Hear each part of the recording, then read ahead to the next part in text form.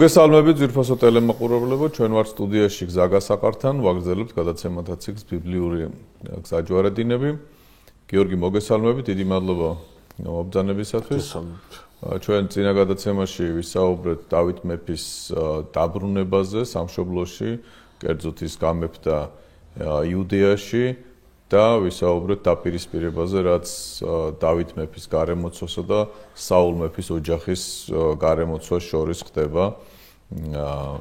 აბენერი, ერთის მხრივ საულ მეფის სახლის გულშემატკივარი და ესეთი სახელმწიფოებრივი მოაზროვნე და მეორეს მხრივ იოაბი, რომელიც მეფე დავითის გარემოცვარი და ესეც ასეთივე მხედართმთავარი და სახელმწიფო მოღვაწე. ორივე ემსახურება მეფის ინსტიტუტს, ერთს თავისი ხედვა აქვს, მეორეს თავისი ხედვა აქვს და ბრძოლა და ტრაგედია უკვე მოხდა. წინა გადაცემაში ჩვენ ამის შესახებ ვისაუბრეთ ამ ორ მხედართმთავარს შორის და აბენერმა, საულის სახლის მცველმა, მოკლა იოაბის ძმა და მხოლოდ ამის შემდეგ დასრულდა ეს ლოკალური კონფლიქტი. თუმცა კიდევ უფრო გაღვივდა ეს და კიდევ უფრო დამძიმდა. მეფე დავითის მომავალი არის ის, რომ გაერთიანდეს ისრაელი და ცხებული დავით მეფე შეუდგეს თავის მეფობას სრულყოფილად. აქედან რომ გავაგრძელოთ თხრობა. მართალზანეთ მანდრია, როდესაც დავითის სამშობლოში დაბრუნების კონტექსტია საუბარი, დავითის ახლა უწინარესი მიზანი არის ისრაელის გაერთიანება. მისი მეფობა ვერანაირად ვერ მოთავსდება ერთი ტომის ფარგლებში. ეს არ არის ის მისია, რომელთაც ღმერთმა აღჭურვა ის. აქ დავითი ჩვენ წინა გადაცემაში ვთქვით, ჯერ კიდევ იმტკიცებს სამეფო ხელისუფლებას, თუმცა წინ დიდი პრობლემებია. აქ ერთი რამ შეიძლება აღვნიშნოთ, რომ არც დავითი იბრძვის გასაერთიანებლად და არც აბენერის მიერ გამეფებული საულის ძე იბრძვის დავითის წინააღმდეგ. თითქოს მისი ქვეშევრდომები ცდილობენ, რომ ეს რაღაცა მოაგვარა. გეთანხმებით მანდრია, მაგრამ ყოველ შემთხვევაში დავითი ხელს არ უშლის ამ პროცესს, მისთვის ეს აბსოლუტურად ისეთ არ ვერ უშლის. ან ვერ უშლის, შეიძლება. ყოველ შემთხვევაში ვილაპარაკეთ, რომ იოაბი საკმაოდ ისეთი რთული სამართავია და გავლენია. საკმაოდ თამამია, კი. და ამას მე დავითიც აღიარებს ცოტა მოგვიანებით. აქ ერთი ამბავი მოხდება, რის გამოც მოვლენები დაჩქარდება. რა არის ეს ამბავი? ამბავი უკავშირდება საულის ამ ყოლად უნიჭო, ყოლად ასე ვთქვათ გამოუსადეგარი მემკვიდრის რაღაცნაირად როგორ ხო იშბოშეთის რაღაცნაირად არაფერს უთქმელ პრეტენზიას. საქმე ის არის, რომ იშბოშეთი თავის მხედართმთავარს, რომელიც მამამისი საქმე ერგო მას, მიმართავს პრეტენზიით, რატო შევიდა ის საულის ხალჭასთან. შევიდა ძალიან შეურაცხყოფელი არის. ხო არა, როგორი იყო მამანდრია, იცით რომ არა მარტო შეურაცხყოფელია, აქ არის მეორე ძალიან საინტერესო დეტალი. მეფის ჰარამხანის კვიდრის ხელყოფა ეს იყო განცხადება სამეფო ხელისუფლების ხელშეჩაგდებაზე. აქ მეფის ცოლი და მეფის სივრცე, სადაც მეფის ცოლები არიან აღმოსავლეთში, არ მხოლოდ მეფის ცოლებად არ განიხილებიან ისინი, მათი ნებისმიერი მცდელობა მათთან რაღაცა სახის ურთიერთობისა, რომელიც ცდება მორჩილებას, უკვე აღიქმება როგორც პრეტენზია სამეფო ტახტისაკენ გზის გაყოლვისა და საერთოდ მეფის ჰარამხანაში შესვლა და ხელის მოკიდება მის ნებისმიერ ცოლზე. ეს არის უკვე განცხადება იმისა, რომ ის არ ცნობს სამეფო ხელისუფლებას. ამიტომაც იყო, რომ ჩვენ მერე ვნახავთ ამას კიდევ მოგვიანებით დავითის შემთხვევაში, სოლომონის შემთხვევაში, რომ მეფის ცოლების ამ სივრცეს საკმაოდ დიდი ყურადღება ექცეოდა და საჭურისები, რომლებიც მსახურობდნენ აქ, ამიტომ საჭურისები უნდა ყოფილიყვნენ იქ ნებისმიერი გამოვლინება რაღაცა სხვა ურთიერთობისა ქალთან ეს იყო ყველა დაუშვებელი და ეს იყო ეს აღიქმებოდა როგორც აჯანყებად ამიტომაც იქ ვიღაცას ეთქვა რომ მე ამას როგორ გავბედავ მე ამას როგორ ვიკადრებ ეს თავისთავადია არ იყო სარწმუნო ეს უბრალოდ ბუნებრივად უნდა ყოფილიყო დასაჭურისებული ანუ ბუნებრივი საშუალებები წარქმეული უნდა ქონოდა რომ მას რაიმე ზედმეტი ურთიერთობა გაებედა მეფის ცოლთან ნებისმიერ ცოლთან აი ახლა აქაც როდესაც აბენერი შედის საულის ხარჭასთან ეს საულის აი ამ უნიჭო შვილმა გაიგო როგორც აბენერის პრეტენზია სამეფო ტახტისაგან სულს შევიდა რომ შევიდა ნუ ყოველ შემთხვევაში ბრალსდებს აბენერი ამას არ უარყოფს აბენერი სხვა რამეს უფრო უარყოფს აბენერი ეუბნება რომ მე რომ იმას თავი გამოვივიატე მამაშენის სახლისთვის მე რომ დომოდა მეფეს ტახტზე ასვლა შენ ახლა მეფე კი არ იქნებოდი შენ რომ მეფე ხარ ეს იმას ნიშნავს რომ მე არანაირი პრეტენზია არ მაქვს მეფობაზე და პირიქით შენი მსახურება მინდა საულის სახლის მსახურებას ვაგრძელებ ეს ჩემი ნაბიჯი აბენერი საქვია საულის ხალჭასთან შესვლისა არ უნდა განიხილო შენ არ გაქვს ამის მორალური უფლება იურიდიული უფლება გაქვს მაგრამ მორალური უფლება არ გაქვს რომ განიხილო როგორც პრეტენზია პოლიტიკური ძალაუფლების ხელში ჩაგდება ანუ უშუალოდ რომ მართლა შევიდა თავისთავად ეს კარგად ჩანს მაგრამ აქ პრობლემა არის აი იმ რაღაცნაირად ვიწრო ხედვაზე რაც გააჩნია იშპოშეთს რომ ახლა აბენერსომ საულის სახლის გადაგდება უნდოდეს ხო აბენერსომ თავის მეფეს გამოცხადება უნდოდეს ახლა ვინ შეუშლის მას ახლა იშპოშეთი ხელს ნამდვილად ვერ შეუშლის მართლა წმინდა წერილში წერია რომ შეეშინდა იშპოშეთს ძალა დაეკარგა შიშისაგან რომ იმან უთხრა რა ქვია აბენერმა უთხრა აი ამის გამო შენ განახებ ხო დაკარგავ რამდენად ღირსი ხარ რადგან და აი აქ აბენერი ამბობს საოცარ სიტყვებს რომელიც მისი პერსონის დახასიათებაში კიდევ ერთი შტრიხის შემტანია აბენერი იშპოშეთს პირდება შენ ნახავ რომ აღსრულდება უფლის სიტყვები რომელმაც დავითზე თქვა რომ დავითმა უნდა იმეფოს დავითმა უნდა დავწყსოს მისი ერი დავითმა უნდა დავწყსოს ისრაელი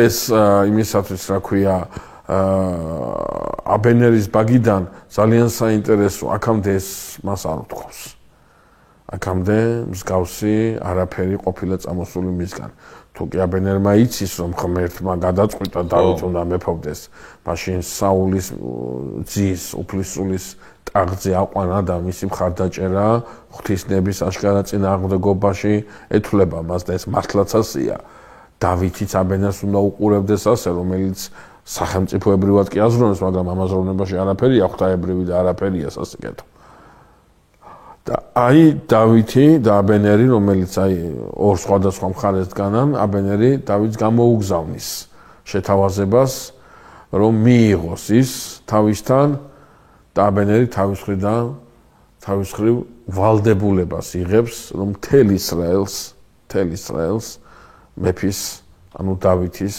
წინ დააჩოქებს და მის მორჩილს გახდის ანუ დავითის მეფობას დანარჩენ ისრაელზეც განავრცობს დავითისთვის ეს ძალიან მოულოდნელი შეთავაზება იყო დავითი ამას არ ელოდა დავითისთვის ეს იყო აი უცებ რო გამოჩნდა საშუალება იმისა რომ სრულიად შვიდობიანად 7 წლის მერე ქვეყანამ შეძლოს გაერთიანება და სამოქალაქო ომის ნებისმიერი მცდელობა ძირშივე იყოს ჩახშობილი. დავითი ძალიან გახარებული დადებით პასუხს გაუგზავნის აბენერს, მაგრამ ეტყვის რომ სანამ მოვა აბენერმა თან უნდა წამოიყვანოს აი ის საულის ასული რომელიც თავის დროზე უნდა იმას ეკრა, რა ქვია, დავითზე უნდა დაეკორწინებინა საულს, მაგრამ საულმა სხვაზე გაოთხაათხოვა, იმიტომ რომ დავითის შეურაცხყოფა მიეყენებინა და დავითი გამოეწვია რაღაც არამართებული ნაბიჯი გადაეტყვევინებინა და ამის შემდეგ დავითის წინააღმდეგ მტრობა მას აშკარა გაეხადა ამ ნიშნითაც. საქმე ის არის, რომ დავითი სწორედ ამ კუთხით ფიქრობს. დავითის ცოლი სანამ ვიღაცას ყავს მისი მეფობაზე პრეტენზიის გაცხადება იმ სხვას თეორიულად შეუძლია. ეს თეორიული შესაძლებლობები უნდა გამორიცხოს დავითმა და ეს ამბავი მიუვა იშბოშეთსაც, რომ დავითი ითხოვს თავის კუთვნილ ცოლს ანუ დავითის აი ამ საკუთრების დაბრუნებას. თავისთავად ხარდია იშბოშეთისათვის ეს არის ძალიან მიუღებელი, მაგრამ სხვა გამოსავალი არ აქვს. აქეთ უყურებს აბენეს, რომელიც დაემუქრა, იქით უყურებს დავითს, რომელიც აშკარად ძლიერდება. ნუ ახლა ამისი მომავალი არის, რომ იქნებ ვიღაცამ შეიწყალოს. ტახტსაც ძალიან ისე გადაულოცავს ალბათ დავითს, ძალიან მძიმე მდგომარეობაში.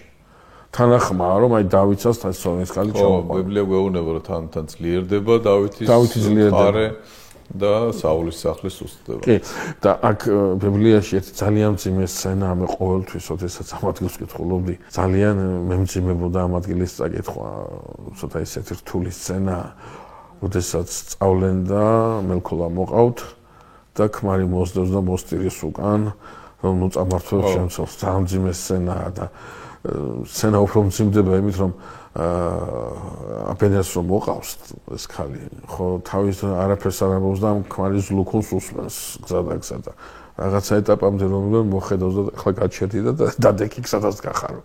სხვის ცოლი ყავსო შენა. ხო და თვალსრემლიანი გააცილებს ეს კაცი თავის ცოლს უფრო სწორედ. ხო ყოველ შემთხვევაში ახლა მაშინ ცოლი აბა რა არის ახლა წლებია გასული რამდენი ერთად ცხოვრობენ. არა შვილი არ ყოლიათ. ხო, შვილი არ ყავდა, ამას თავისი მიზეზი აქვს ცოტა ხანში, ამას სიტყვის მითაწერილი ამის ეს სიტყვის.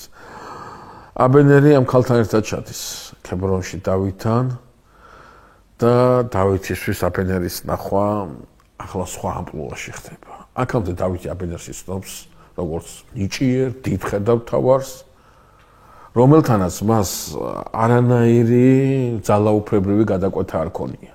თვითონაც ხედავთავარი იყო აბენერის, აბენერი თავარს არ დალი იყო საულის. ანუ არასდროს არ ყოფილა მამანდრია ის, რომ დავითი აბენერზე მაღლა იდგა სოციალურ საფეხურზე, თანამდებობრივი თვალსაზრისით, როგორც მეფე. ახლა აბენერი დავითთან მოდის როგორც მეფესთან და დავითი მას უყურებს როგორც მეფე. თითქოს და ახლა აი ადამიანური თვალსაზრისით მამანდრია. დავითი აი რაღაცა აზრით ამ გზაჯვარედინზე დგას, რომ დავითმა ახლა შეუძლია გამოავლინოს გამარჯვებული, სხვაზე გამარჯვებული კაცის აი ეს ურთიერთობა. ხო, ყველა ატრიბუტიკა ხო ბოლო მოვიდა და თაყვანის აბენერმა და დავითთან ისე კი არ შედის იოაბი რო შედის ხოლმე, არა, შევიდა და თაყვანის. ეს ყველაზე ძლიერი სახელმწიფო მოხელე საულის კარს. ხო და რომელმაც აღიარა დავითის მეფობა. ხა დავითი ამ შემთხვევაში როგორ არის? ახლა დავითი ამ შემთხვევაში ლაღი უნდა იყოს, ის გამარჯვებულია. საოცარი თავდაპირველობა აქვს დავითს, არაფერს გავს არაჩვენებს. ახლა ხო შეიძლება ეს ვიღაცამ არაჩვენოს, იმიტომ რომ ამის გამოჩენის საშუალება არ კონდეს, ან რაღაცის შიში კონდეს, ან რაღაცის გათვლა კონდეს, არა. დავითს ყველაფერი აქვს, საშუალებაც აქვს. აბენერმა თაყვანისა და ამ ხელაკაცი უდგება გვერდით, შიშიც უქრება, რაღაცა სამომავლო მისი მეფობის გამტკიცებასთან დაკავშირებით. ყველა საშუალება აქვს, რომ ქედმაღლურად, როგორც გამარჯვებულმა გადახედოს, არა. არა. დავითი მას მიიღებს და მის პიროვნულ ღირსებას ხაზს გაუსვავს და ლაპარაკობენ რაღაცა თემაზე, რომელსაც ბიბლია არ ამახვილებს ყურადღებას, მაგრამ აბსოლუტურად გასაგებია კონტექსტი, გამოსვლისას ასასეთყვის აბენერი, ეს არის ის, რომ აბენერი ახლა უნდა წავიდეს და უნდა მიმართოს უხუცესებს, ისრაელის უხუცესებს და მათი გული მოატრიალოს იმისაკენ, დავითისაკენ. ეს მართლაც ასე მოხდება. მართლაც ასე მოხდება, მაშინაც კი, როდესაც საული მეფობდა, ისრაელის უხუცესებს ესმით. რომ დავითს გაყავდა ისრაელი და გამოყავდა ისრაელი. და ეს უნდა გაიხსენოს ისრაელის უხუცესობა. ჩვენ აქ მამა ანდრია მე ამას ატოუსავ ხას, იცით? ჩვენ ყურადღება უნდა მივაქცოთ ერთ-ერთ რამეს, რასაც სოლომონთან დაკავშირებით გამიმეორებთ. ისრაელს ახლა კი ყავს მეფე, მაგრამ ის სტრუქტურა, რა სტრუქტურითაც მოიქცევა ისრაელის სოციალური ქსოვილი სინასტრასთან, ის შენარჩუნებული. 70 უხუცესი, უზენაესი სამეთვალყურეო ორგანო, უხუცესთა საბჭო, სასამართლო ეს ორგანოები. მეფე არის ამ ყველაფრის, ასე ვთქვათ, უზემოესი ზედამხედველი, თორე დავითი ამას ხელს არ კიდებს, დავითი ამას აწესრიგებს. სოლომონი ხელს მოკიდებს. სოლომონი ცოტა სხვანაირად შეეხება ამას. ამას მე ვიტყვი ჩვენ. დავითისთვის სინასტრის კანონმდებლობა ის კონსტიტუცია, რომელიცაც ღმერთმა ამ ხალხისაგან ერი გამოძერწა, არა მდინარესთან, არა ზღვასთან. ჩვენ ვიცით, არის მდინარეული ცივილიზაციები, ზღვის ცივილიზაციები, არამედ ამ ხალხისგან ერი გამოძერწა უდაბნოში. უდაბნოში ერი არ იძერწება, უდაბნოში არ შეიძლება ცივილიზაცია ვითარდებოდეს, მას რაღაცა სხვა პირობები ჭირდება. და ღმერთი ისრაელს ძერწავს უდაბნოში.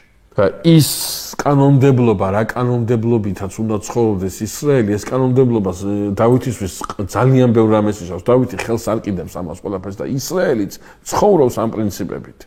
ეს სტრუქტურები აქვს, ასეთი სოციალური სივრცე აქვს. და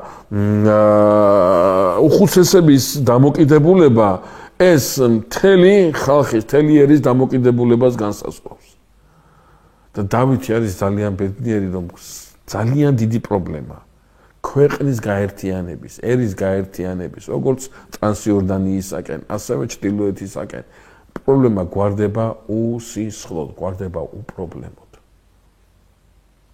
და როდესაც გადის აბენერი და თავის მისიის შესასრულებლად მიემგზავრება.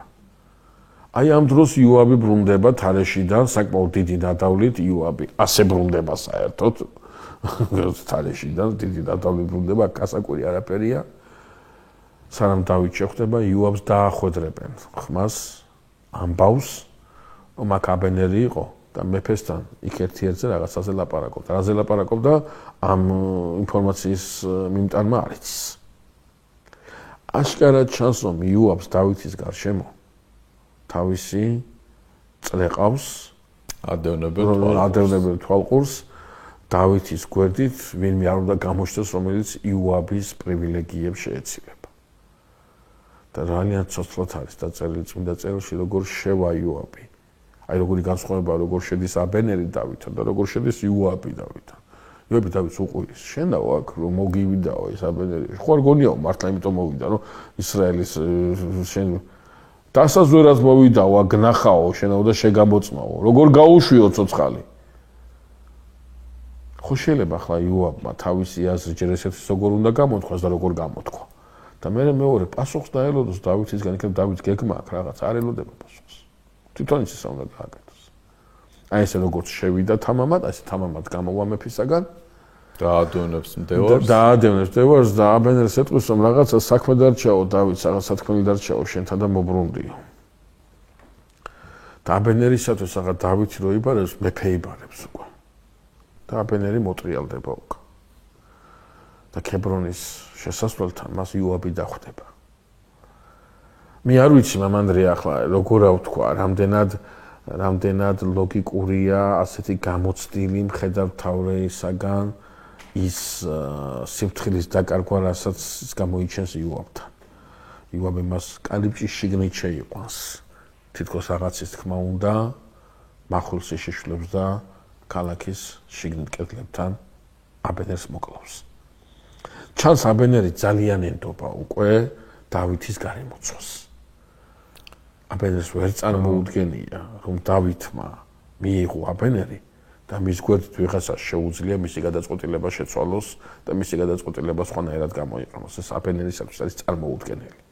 მეფის ბრძანება, მეფის პოლიტიკა, ხაზი, რომელსაც ისწავლებს, როგორ შეიძლება კოლექტირებული იქნეს თუნდაც მისი მხედართმთავრისაგან. თვითონ აბენერს ეს არ უკათრია არასდროს საულის. შეიძლება მას ჩაეძინა საულთან, როდესაც უნდა ეფხისლა. მაგრამ არამს და არამც ის, რომ საულის ხაზი არ გაეტარებინა. შესაბამისად, როდესაც აბენერი და იოაბი ხვდებიან ერთმანეთს, ეს ისრაელის ისტორიაში არის უნიკალური მომენტი, როდესაც ორი უდიდესი მხედართმთავარი, უნიჭიერესი, ორი ძალიან დიდი ვაჟკაცი შეხვდება ერთმანეთს და თვალებში ჩახედავს. მაგრამ აბენერის მხრიდან იყო გულწრფელი. მზერა ხოლო საკრულად უყურებდა მას იოაბი. ძმა ყავდა მოკრული მისი და პრინციპში სისხლი მართებდა თითქოს და ამიტომაც არის ცოტა მოგვიანებით დავითი იოაბს ამის გამო ვერაფერს ეტყვის. არა მარტო ამის გამო, არამედ იმ სიფრთხილის გამოსაც ზოგადად დავითი იოაბის აბენერს ძალიან დაიტირებს და კი, ახლა ამას ხაზი უნდა გაუსვათ ჩვენ აბენერის დატირება. შენც უნდა იგლო. ხო, არა, აბენერის დატირება ეს ცალკე ის არის, უბრალოდ აქ ყურადღება რას უნდა მივაქცევთ მამანდრია, რომ თვითონ იოაბმა შეიძლება აი სხვის გასაგონად თავისი მოქმედება სრულად გაამართლოს რჯულის პრინციპებით, რომ ის არის არა აბენერის წინააღმდეგი, არამედ ის რჯულის იმას მოწყობას აღასრულებს და თავისი ძმის სისხლის წილ, ასე ვთქვათ, ზღო აბენერმა თავის თავოცხადია ბოლომდე იოაბი აქ თავს ვერ გაიმართლებს, ასეთი სასამართლო უნდა გამართულიყო და შესაბამისად უნდა განაჩენი გამოიტანათ აბენერისათვის ასე თვით ინიციატივით იოაბისაგან ამის გაკეთება შესაძლებელია ბოლომდე გამართლებული არ ყოფილიყო, მაგრამ აქ საინტერესო სხვა რამეა ამბავი იმასთან დაკავშირებით, რომელსაც ახლა თქვენ თავად ამბობდით მამანდრია, დავითი გაიგებს აბენერის სიკვდილს, მაგრამ არა უბრალოდ სიკვდილს, არამედ იოაბის ხელისაგან სიკვდილს. და ეს იმ უხუცესებში, რომელი უხუცესებიც აბენერისაგან ისმენდნენ, რომ დავითს უნდა დაემორჩილონ. შეიძლება სხვანაირად იყოს გაგებული, შეიძლება გაგებული იყოს ისე, რომ დავითმა შეიტყუა აბენერი ქებრონში და იქ მუხანათურად მოკლა. ეს იოაბმა მოკლათო, დავითმა მოკლათო, იმან მოკლა, რა ქვია, აბიშაი მოკლა, ამას არავინ არ იკითხავს გარეთ.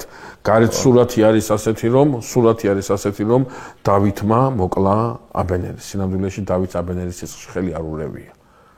ამიტომაც დავითი კატეგორიულად ბრძანებს, თვითონ კი არა, თელმა სამეფო სახლმა უნდა დაიტიროს აბენერი, თელმა ისრაელმა უნდა ნახოს, რომ აბენერის სიკვდილში დავითის სახლს ხელი არ ურევია. აბენერის სიკვდილი სხვა რამ კონფლიქტის შედეგია და არამს იმიტომ რომ იმისა რომ დავითმა მზაკრულად საულის ხედავთავარი შემოიტყუა იუდას დედაქალაქში. ამიტომაც თვითონაც შემოიგლის ტანისამოს. სამეფო სახლიც ასე გააკეთებს და ზიშასლამდე მარხულობდა უნათქვამია და მიუძღოდა საკაცეს, იმ საკაცეს, რომელთაც იმას შეგვია მიასვენებენ აბენერს და წმინდა წერილი ხაზგასმით ამბობს, რომ დაინახაო ისრაელმა, რომ როგორ დაიტირაო დავითმა აბენერი. ამით მიხვდა ისრაელი, მიხვდა ის უხუცესობა, მიხვდა ის უზემოესი ორგანოს წარმომადგენლები ისრაელში, რომ დავითი ზაკულად არ მოქცევია აბენერს და აბენერის სიკვდილის მიზეზი აბსოლუტურად სხვა არის ისრაელის გაერთიანებას, რომელიც დაწყებული იყო დავითის და აბენერის მოლაპარაკების შედეგად წინ არაფერი არ უნდა დაუდგეს. აქვე დავითი ხაზგასმით იტყვის, შესაძლებელია ეს სიტყვები არ არის მარტო სამგლოვიარე პროცესიაზე ნათქვამი სიტყვები, არამედ ეს სიტყვები მთელ ისრაელს მოეფინა.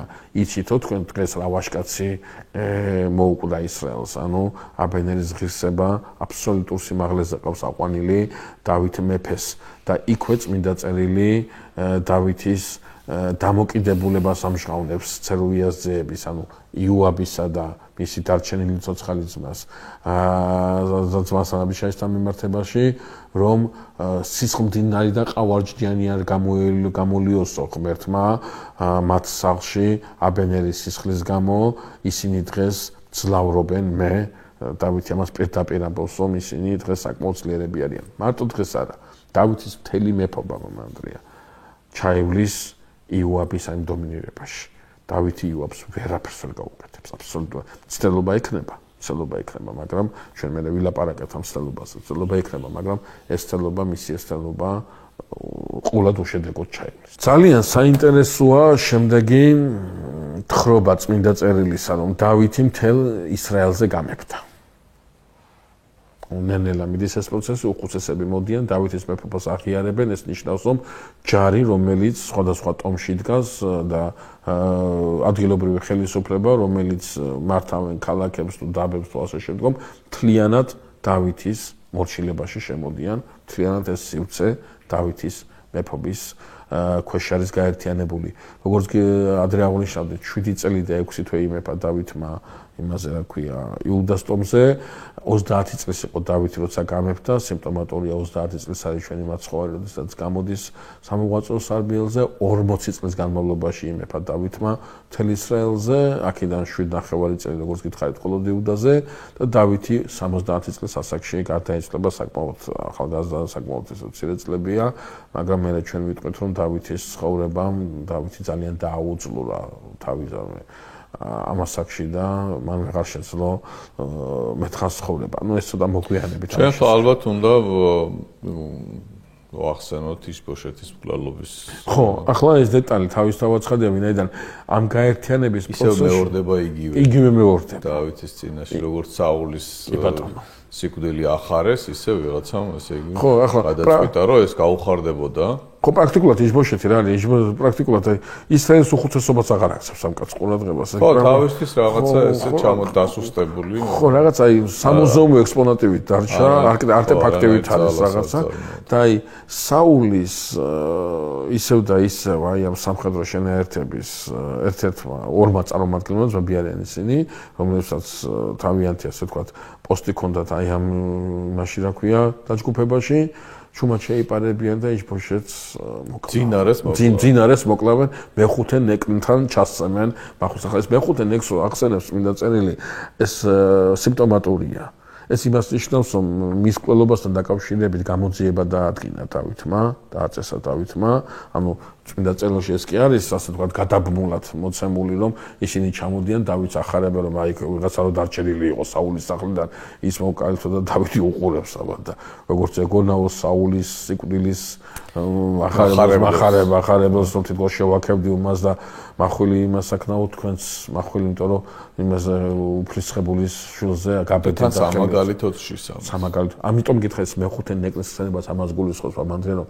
დავითმა ეს გახადა საქვეყნო ცნობილი თელმა ისრაელმა უნდა იცოდეს რევოლუციური მოძრაობა მეფის წინააღმდეგ მახვილის გაშიშვლება ეს სახელმწიფოში არის დაუშვებელი არაფრით არ შეიძლება ეს ავნებს სახელმწიფოს იმიტომ კი არა ამ მეფის მეფე არ გამოჩნდება როგორ არა გამოჩნდება მაგრამ ქვეყნისათვის არის დამანგრეველი გადატრიალება ქვეყნისათვის არის დამანგრეველი რევოლუციური და ასე შემდგომ მოღვაწეობა კიდევ ერთი დეტალი რომელიც აი ამ იმაში არის ნახსენები საკმაოდ ისე განკვეთ ამას ცოტა დიდ დროს დაუწყოს წმინდა წერილი ახსენებს რომ იონათანს ყავს დარჩენილი ერთი ძე 5 წლის იყო მაშინ როდესაც ფილისტიმელების შემოსევის ამბავი რო გაიგო ისრაელმა ძიძა მოკიდა ხელი და გაქცევის დროს გაუვარდა ხელიდან და ორივე ფეხით კოჭლობდა ანუ აი ძალიან ისე მძიმე მდგომარეობაში დარჩა საულის და დავითის შემდგომ მოიძიებს ამ კაცს და ჩვენ ამის შესახებ ცოტა მოგვიანებით ვისაუბრებთ. ახლა ერთი დეტალი რომელიც ამ კონტექსტში აუცილებლად არის მამ ანდრია სათქმელი ეს გახლავთ ამბავი მასთან დაკავშირებით რომ დავითი მთელ ისრაელზე მეფობს მაგრამ ერთი პრობლემა აქვს დავითს. დედაქალაქი არის იუდას ტომში. ისრაელის დედაქალაქი არის იუდას ტომში და ეს იუდას ტომს აძლევს სწორედ ისეთი ყელყელაობის საბაბს, რაც თავის დროზე ჰქონდა ეფრემის ტომს, თავის დროზე ჰქონდა ბენიამინის ტომს. დავითის დიდებულება აქ როგორ აჩანს. რომ ეს არ უნდა ქონდეს არც ერთ ტომს. ისრაელში არც ერთმა ტომმა პირველობაზე არ უნდა განაცხადოს პრეტენზია. ამიტომ ქებრონი ვერ იქნება ისრაელის დედაქალაქი. ქებრონით ვერ იამაყებს ისრაელი და ჩრდილო ტომებისათვის ქებრონის დედაქალაქად დარჩენა ყოველთვის კითხვის ნიშნის დაწერის თეორიულ შანსებს გამოიწვევს ყოველთვის. დავითი იღებს გადაწყვეტილებას რაღაცა ისეთი სივრცე მონახოს, სადაც რომლის აი განფენილობაც ერთი ტომის შიგნით არ იქნება. ტომთა ასე ვთქვათ, საზღვარზე იქნება და გარკვეულწილად ხო, ვერც ერთი ტომი ვერ იტყვის რომ ეს შემია რაღაცა ნაწილი ტომის სხვა ტომის საზღვრებში იქნება და ასე შემდგომ და ასე შემდგომ. შეუძლია დავითმა ამისათვის აღაშენოს ქალაქი. მაგრამ დავითს არ ჭირდება ქალაქის აშენება, ბუნებრივად არის წარმოდგენილი სიონის მთა, იებუსი, სადაც იებუსებელები ცხოვრობენ და დავითი თავის მეფობისას პირველად საოცარ გადაწყვეტილებას მიიღებს. იუდას ტომის ჯარმა კი არა, მთელი ისრაელის ჯარმა უნდა იბრძოლოს ახლა ქალაქი იებუსისათვის. ეს სიმაგრე მთელმა ისრაელმა უნდა აიღოს. რადგან ეს სიმაგრე რომელიმე ტომის კი არ უნდა იყოს. ეს იმაგრე მთელი ისრაელის უნდა გახდეს. იებუსეველები შემოუთვლიან დავითს, რომ ბრმების და კოჭლების გაგაცემენო აქიდან. ეს ერთი შეხედვით ცოტა გაუგებარია. ხა დავითი, რომელიც ხო, ესე ასაგდები არ არის. ასე ისტორია აქვს და დავითის წაგებულიობი არ არსებობს და იებუსეველები ცოტა ისე სიბრიყვეზე ლაპარაკობს. ერთი მხრივ სიბრიყვეზე გეთახმართ და მეორე მხრივ საუბრობს რამდენად სტრატეგიულად ძლიერია და მიუდგომელია და ყურადღება მისაქცევია აი ეს სივრცე ისრაელის ტერიტორიაზე. დავითი შეკრებს მას და იმ ღმერთის სახელით, რომელმა ღმერთმაც მას გოლიათი დაამარცხებინა, აი ამ გეოგრაფიული გოლიათისაკენ დაიწყებს სვლას და ისრაელი იებუსის ციხესიმაგრის აიღებს. თქმულება დარჩება. კოჭლები და ბრმები ნუშევლენ ტაძარშიო. ვინაიდან დავითის ბრძანებით კოჭლები და ბრმები უნდა გამოსაჩენად გამოეყვანათ და დაენახებინათ. აი ის ვიცაპირებდა დავითის ძლევას იებუსეველთა თვალსაზრისით. და მე როცა იერუსალიმში ტაძარი აშენდება, ეს თქმულება იქნება, რომ ბრმა და კოჭლი ნუშევა ტაძარში. რა არის ძალიან საინტერესო ახლა ამასთან დაკავშირებით. ამასთან დაკავშირებით საინტერესო გახლავთ ის, რომ დავითი დაარსებს ქალაქ იერუსალიმს. ეს არის დავითის ქალაქი. ეს არის ქალაქი, რომლისადმისაც დავითს აქვს ძალიან დიდი ყურადღება მიპყრობილი, რადგან იერუსალიმი მას გული უგზნობს რაღაცა დიდი უნდა გახდეს. დიდი, იმაზე დიდი, ვიდრე პოლიტიკური ცენტრი იმ სამეფოსი, რომელ სამეფოზეც ის დაადგინა ღმერთმა. დიდი მადლობა გიორგი, ძალიან საინტერესო თხრობა იყო ეს ეპიზოდიც და ახლა ჩემთვის ვფიქრობდი, რომ ესე დაწრულებით, ესეთ ნიუანსებში, ესეთ აქცენტებში ამ ბიბლიური სიუჟეტის თხრობა ზოგადად ძალიან საინტერესოა მაყურებლისთვის, სასულიერო პირებისთვის, ვისაც აინტერესებს ბიბლია და ამიტომ გულწრფელ მადლობას გიხდი, რომ ამდენი შენ ნაშრომი აი აქ ესეთ თხრობაში სამუდამოდ გვექნება გადაცემების ციკლში. მადლობას უხდი მაყურებელს, იმედია რომ ეს ყველაფერი სასარგებლოა და საინტერესო არის თქვენთვის. ჩვენ გავაგრძელებთ ამ გადაცემებს და შემდგომი თხრობა იქნება ქრონოლოგიურად გაგრძელება ამისი და ჩვენ უნდა ვისაუბროთ ტაძრის აშენების სურვილზე დავით მეფის მხრიდან. დაგემშვიდობებით, კარგად ვზანდებოდეთ მომავალ შეხვედრამდე.